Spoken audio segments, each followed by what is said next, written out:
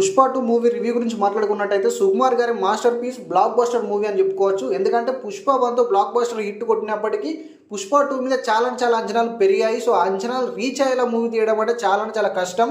నేనైతే చాలా ఎక్స్పెక్టేషన్తో మూవీకి అయితే వెళ్ళాను. నా ఎక్స్పెక్టేషన్స్ అయితే మించి ఉంది ఈ మూవీ చూసుకున్నట్టయితే.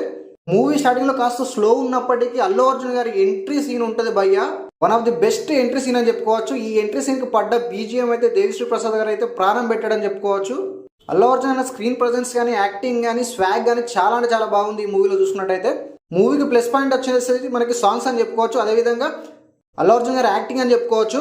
ఫస్ట్ హాఫ్ కాస్త స్లో అయినప్పటికీ ప్రీ ఇంటర్వెల్లో మనకు ఒక ట్విస్ట్ అయితే ఉంటుంది భయ, మైండ్ బ్లోయింగ్ అనిపిస్తుంది. సెకండ్ హాఫ్ నుంచి మూవీ అయితే నెక్స్ట్ లెవెల్ ఇంట్రెస్టింగ్ గా సాగిపోతుంది. అదేవిధంగా జాతర ఫైట్ చూసుకున్నట్టయితే ఈ మూవీకి ఎక్స్ట్రాడినరీ అని చెప్పుకోవచ్చు.